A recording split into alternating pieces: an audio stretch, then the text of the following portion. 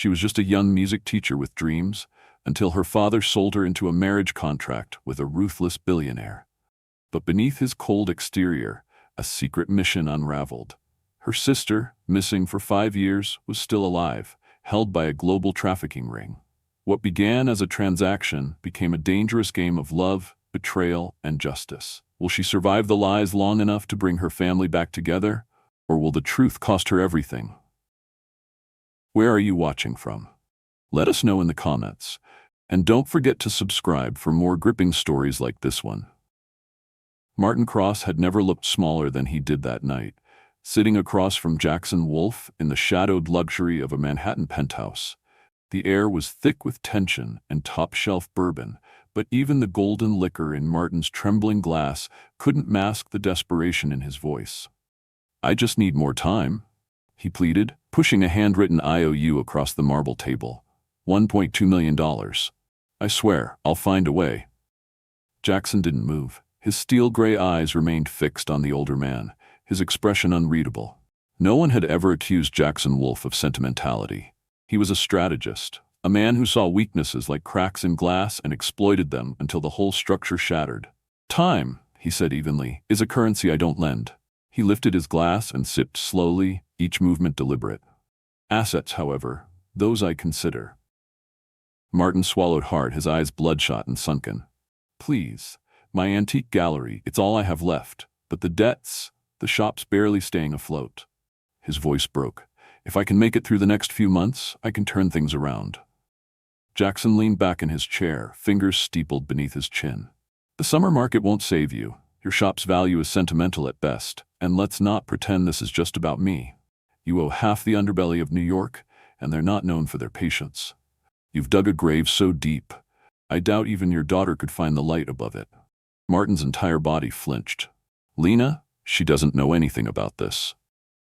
Jackson arched a brow. "Not yet." 3 hours later, Lena Cross stood frozen in the center of their modest family apartment in Brooklyn, her overnight bag still dangling from her shoulder. She'd come home to surprise her father, fresh from graduating with a degree in music education and brimming with plans about her new teaching job in Boston. Instead, she was greeted with the smell of scotch, a crumpled contract on the kitchen table, and a confession that stole the breath from her lungs. "You what?" Her voice came out strangled. Martin looked anywhere but at her. "It's not what it sounds like. He's offering to clear everything. The shop, the loans, every cent." "In exchange for what?" she snapped, though the answer already burned in her throat. "For you," he whispered. "Marriage." The silence that followed was deafening. Lena slowly lowered her bag, like placing a fragile object on the floor. "You sold me," she said, voice trembling, "like a goddamn antique." Martin stood, his hands raised in defense. "Lena, it's not like that. Jackson Wolfe he's powerful, yes, but he's not dangerous. He's offering security, a future. For you, maybe. What about me?" She paced to the mantel, her eyes falling on a family photo. Her mother, now gone 5 years, and her younger sister Avery, who vanished 2 years later without a trace. She ran a hand over the glass. "You want me to marry a man I've never met, to pay your debt. If I don't, they'll kill me. And maybe you too. These people don't mess around. Jackson Wolfe is the least of our problems." She turned sharply. "And why would a billionaire want me?" "He said you were presentable, educated, scandal-free." Martin winced. "You fit the profile of a corporate wife." "So I'm an investment." Her laugh was bitter. "Not even a person, just leverage." Martin's shoulders slumped. "If there were any other way, Lena." "When?" "He's sending a car tomorrow. Paperwork will be ready." She stared at him for a long time, trying to find the father she once adored beneath the wreckage of the man before her. But all she saw was guilt and broken promises. Without another word, she walked to her room, locking the door behind her. She stared out the window into the night, heart pounding, mind racing. She had a choice: say no and lose her father forever, or say yes and become property in a world she didn't understand. The stars outside blinked like warning lights. By morning, she would belong to the Wolfe. The black SUV arrived just as the morning light stretched across the city skyline. Lena stood on the front steps of her apartment building, a single suitcase by her feet and a storm raging in her chest. She hadn't slept. Her decision had been made in the quiet hours between midnight and dawn. a reluctant surrender disguised as resolve. Jackson Wolfe hadn't given her much of a choice, but if she was going to be pawned in this twisted game, she'd at least play like a queen. The driver opened the door without a word. Lena stepped in, clutching her bag to her chest like armor. The ride was smooth, the silence oppressive. Manhattan flashed past in shades of gray and gold. They pulled up to the towering Wolfe International building, 40 floors of cold steel, mirrored glass, and ruthless ambition. It didn't feel like the beginning of a life. It felt like a sentence. Inside, she was led to the top floor, to a sleek office that overlooked the harbor. There, behind a desk of smoked glass, sat the man her father had sold her to. Jackson Wolfe looked up as she entered, and for a brief moment, Lena forgot to breathe. He was devastating in the way predators were. Sharp suit, sharper cheekbones, a gaze like winter frost. His dark hair was perfectly styled, his posture impossibly composed. No welcome, no pleasantries, just a slow, measured appraisal as she approached. "Miss Cross," he said, rising to his feet, "you're prompt." "You're buying me," she replied, lifting her chin. "I figured tardiness might affect my value." The corner of his mouth twitched, approval or amusement, she couldn't tell. He gestured to a chair across from him. "Let's not pretend this is anything it's not. You've read the contract?" Every word. She opened the folder she'd carried, flipping to a tabbed page. Page 6, Conjugal Expectations. "So I'm also your personal incubator?" "I require an heir eventually," he replied without hesitation. "But the timeline is generous. And if I refuse, then I collect my debt from your father through less civil methods." Lena's stomach turned. She stared out at the harbor beyond the window, where the sun glinted off waves that seemed to mock her. "Why me?" she asked softly. "You could have anyone. Literally anyone." Jackson's eyes flickered, just for a second. "Because you're educated, presentable, untainted by scandal, and because you come with minimal baggage, you're ideal for the role." "Like a kitchen appliance," she muttered. "Like an investment," he corrected. "One that will yield both social and strategic value." She flipped to the final pages, her fingers shaking as she signed each line with slow, deliberate strokes. With every stroke, she felt a part of herself calcify, harden into something less breakable. When she was done, Jackson slid a Tiffany box toward her. "Your engagement ring. We'll announce the whirlwind romance tomorrow. The wedding is in 2 weeks. My assistant will handle every detail." Lena opened the box. The diamond inside was monstrous, gleaming with icy perfection. She snapped it shut. "Do you always acquire your possessions this efficiently, Mr. Wolfe?" He smiled, and it cut like a blade. "Always." She stood. "I'll play my part. Smile for the cameras, kiss on cue, but don't expect loyalty. I'm not yours." Jackson's gaze locked with hers. "Then prove it." Later, in the guest suite of his penthouse, Lena stared at her reflection in the mirror. The woman looking back wore expensive clothes and wore rage like perfume. She didn't know what Wolfe's real game was, but she was going to find out. And when she did, she'd burn the board. The wedding came and went like a well-oiled machine, no time for second thoughts or real vows. Lena had spoken her lines, kissed her new husband with the precision of a stage actress, and smiled for the cameras while something inside her shriveled. The media called it a whirlwind romance between a fierce young music teacher and the elusive billionaire tycoon. Socialites swooned. Gossip blogs speculated. But Lena knew better. There was nothing romantic about being traded like a rare artifact. Now, 3 weeks into their marriage, she stood before the floor-length mirror in her designated dressing room, barely recognizing herself. Her auburn hair had been softened into elegant waves, her wardrobe transformed into a rotating gallery of couture. Everything about her appearance screamed refinement. But underneath the silk and diamonds, she was still Lena Cross, the girl who used to play Chopin in her mother's sunlit kitchen, the sister who still dreamed of finding Avery. Cassidy Vale, Jackson's impeccable assistant, entered the room with a garment bag in one hand and a tablet in the other. "The Morrison Gala starts at 8. Moreau confirmed his attendance 30 minutes ago." "Of course he did," Lena said, accepting the garment bag. Inside was a crimson gown that looked like it cost more than her first year of college. "Is Jackson ready?" "Mr. Wolfe is finishing a call with Singapore. He'll meet you downstairs in 5. Cassidy didn't look up. Her tone was professional, her posture military straight. Lena had yet to see the woman blink, much less smile. I assume my task tonight is to shadow his wife? Elena Moreau, Cassidy confirmed. She rarely attends public events. If she's here, it's for a reason. Get close, observe, and most importantly, don't push too hard.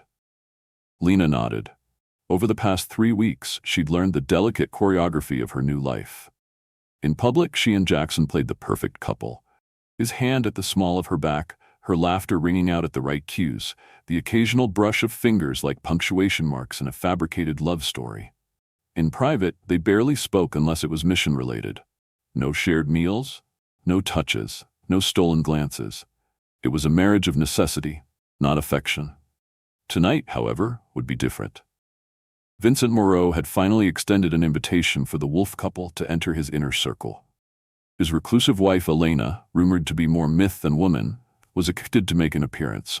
Cassidy suspected Elena might hold answers, or at least keys to the doors Jackson needed opened. Downstairs, Jackson waited by the front door, looking polished and lethal in a tailored black suit. He glanced at Lena as she descended the staircase, his expression unreadable, but his eyes lingering just a beat too long. "You look effective," he said. "High praise from my captor," she replied, slipping her arm through his. He didn't respond, but as they walked toward the waiting Bentley, she felt his fingers tighten slightly around hers. On the drive to the Newport Art Museum, Lena reviewed the file Cassidy had given her.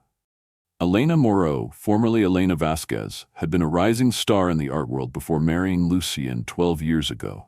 Since then, she had practically vanished from the public eye. Tonight's gala featured a private auction, and one of the pieces was a painting Elena had once tried to acquire herself. "She's chasing something," Lena murmured, half to herself. "Desperation reveals more than intention," Jackson replied, eyes on the road ahead. "Watch her closely. Look for signs." When they arrived, the museum glittered beneath strings of lights and marble columns. The elite of New England floated through the halls, dripping in wealth and influence. Lucien Moreau stood near the champagne fountain, radiating power in an ivory tux.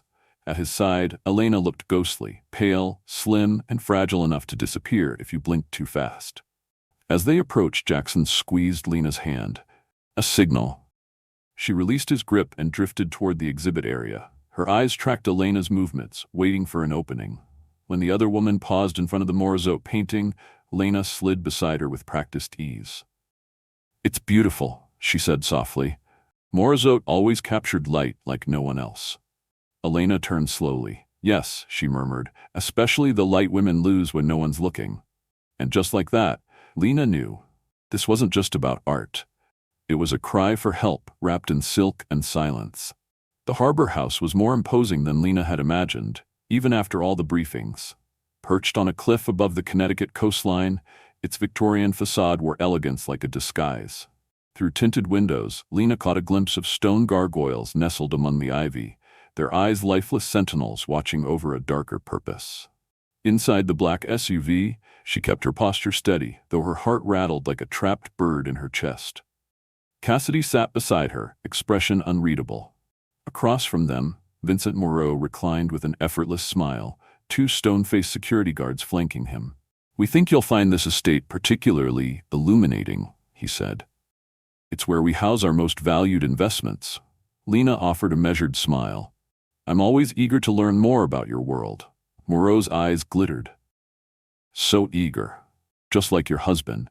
She didn't look at Cassidy, didn't flinch, but her pulse jumped. Something was off.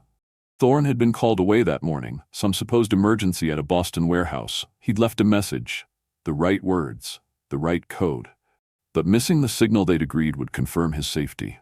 That omission sat like ice at the base of her spine. The SUV curved up the final hill, passing through a second iron gate. Ahead, the harbor house rose in full view, its grandeur now plainly monstrous. Crystal chandeliers sparkled behind tinted windows. Armed staff posed as gardeners, their weapons hidden beneath blazers and gloves. This was no estate, it was a fortress.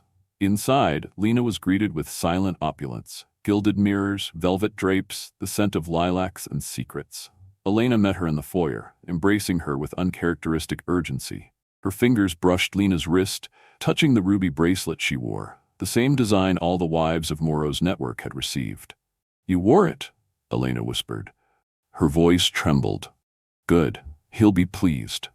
The words chilled her more than they should have. The tour began after lunch. Cocktails by the infinity pool, tennis courts so pristine they looked unused. But it wasn't until later that afternoon, after a hushed conversation between Moreau and a shadowy Italian guest, that Lena was invited to view the private quarters. Escorted by 2 guards and Cassidy, she followed Moreau down a marble staircase to the lower level. With each step, the grandeur faded, replaced by a sterile coldness that clung to her skin. At the bottom, a long hallway stretched ahead, lined with heavy doors. Each one had a small window and an electronic lock. Through the first, she saw a woman curled in a silk robe, clutching a book with white-knuckled hands. The next, a girl sat motionless on a velvet chair, her eyes unfocused. A third wept silently on a 4-poster bed, mascara streaking her cheeks. These are our premium placements, Moreau said, as if offering a tour of fine wine. Handpicked, educated, talented, valuable. Lena clenched her fists at her sides. At the last door, Moreau paused. This one is quite special. She's been with us for 5 years, reserved for a client who enjoys anticipation. He unlocked the door and gestured for Lena to enter. Inside, a woman sat at a writing desk, her back to them. Her hair was darker, thinner than Lena remembered. But as she turned, Lena's breath left her body, the cheekbones, the eyes, the way she tucked a strand of hair behind her ear. Avery, Lena whispered. But her sister didn't react. Her face was blank, eyes vacant, a shell. Before she could speak again, chaos erupted upstairs, shouts, glass shattering, a gunshot. Moreau's face contorted with rage. You brought them here. Cassidy shoved Lena and Avery into the room, slamming the door behind them. FBI, stay down, she yelled from the hall. Another shot rang out. Avery trembled. Who are you? It's me, Lena, she whispered, falling to her knees. I found you. You're safe now. But the door flew open again, this time revealing Elena, wild-eyed, a gun shaking in her hand. This way, she said. Now, before they kill you both. There was no time for hesitation. Lena grabbed her sister's hand. Her world narrowed to a single thought: survive. The sea spray burned her throat as the speedboat tore through the choppy waves. Lena clutched Avery tightly, her sister trembling beneath the oversized coat Elena had thrown over her before they'd escaped through the cliffside tunnel. Behind them, the harbor house loomed on the horizon, once an untouchable fortress, now a burning secret, unraveling in the cold Atlantic dawn. Gunfire had echoed as they'd pulled away. Lena didn't know if Elena had made it out. She didn't know if Cassidy was still alive. She didn't even know if Thorn. Her throat tightened at the thought. They reached the Stonington Marina just after sunrise. FBI agents swarmed the dock, weapons raised, but lowered them as soon as they saw the bracelet on Lena's wrist. The signal that the mission was in motion. Within seconds, agents surrounded the sisters, pulling Avery onto a stretcher, wrapping Lena in warm blankets. Questions blurred around her like smoke, names, dates, threats, but all she could focus on was the hollow look in her sister's eyes. He's still in there, Lena croaked. Thorn, they took him this morning. Vincent knew. She was rushed into an ambulance, lights flashing, sirens wailing, but the chaos felt distant, muted by the weight of everything she had witnessed. Hours passed in sterile rooms, blood tests, examinations, debriefings. Avery clung to her in silence, her voice a fragile echo after 5 years of being silenced. Lena didn't realize she was crying until she felt her sister's hand wiping the tears away. You came for me, Avery whispered. You didn't stop looking. Lena shook her head, brushing her sister's hair back. Never. That night, as Lena sat in a recovery room wrapped in a fleece blanket, the door opened. Weston Wolfe stepped inside, his tuxedo replaced with tactical gear stained by dirt and smoke. His usual smirk was gone. He's alive, he said before she could ask. Took 2 bullets. One grazed his ribs, the other still lodged near his spine. But he made it out. Lena closed her eyes, the relief crashing over her like a wave. Where is he? Hospital in New Haven. He's stable. He's asking for you. 3 days later, she sat at Thorn's bedside, his hand in hers. Machines beeped quietly, but his eyes were open, tired, hazy, but filled with something raw and unguarded. You shouldn't have gone alone, she whispered, her fingers brushing his cheek. You left first, he rasped. Besides, they had you. There was no choice. You idiot, she whispered, smiling through tears. You could have died. I thought I had, he muttered. Until I saw you holding Avery. She leaned down, resting her forehead against his. She's safe. You did it. We did, he corrected softly. In the following weeks, the operation's success made international headlines. Lucien Moreau was taken into custody in Portugal within days, tracked down through the shell companies Weston had spent years mapping. Cassidy survived, bruised but defiant, and received a commendation from the FBI. 7 women were rescued from the harbor house. Evidence recovered implicated Moreau's network in trafficking operations across 12 countries. Avery slowly began her recovery, speaking more with each passing day. She refused to leave Lena's side. Wet and Martin, cleared of criminal charges, worked tirelessly to earn back the trust of both his daughters. One crisp autumn morning on a quiet stretch of Maine coastline, Lena stood beside Thorne beneath a canopy of golden leaves. He wore a tailored suit with no tie, his posture still proud despite the cane he used to walk. She wore a simple ivory dress. There were no reporters, no photographers, just Cassidy, Weston, Avery, and a few close allies. "I loved you before I even knew what this was," she said as she placed the ring on his finger. "Not because of the mission, but because through all the lies, you were always true when it counted." Thorne's eyes glistened as he slid a band onto hers. "You were never a pawn, Lena. You were the only part of this I couldn't control, and the only one I never wanted to."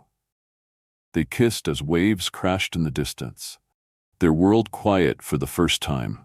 What began as a contract ended in something real. Not perfect, not painless, but true. A new life, forged not by obligation, but by choice. Sometimes the greatest strength is not in how loud we fight, but in how quietly we endure, observe, and act when it matters most. Lena's story teaches us that love forged in truth, not appearances, holds the power to dismantle even the darkest systems. She entered a marriage she didn't choose, a world she didn't understand, and a mission she never asked for. But through courage, compassion, and unshakable determination, she transformed her role from pawn to protector. This story also reminds us of the hidden battles so many people endure behind closed doors.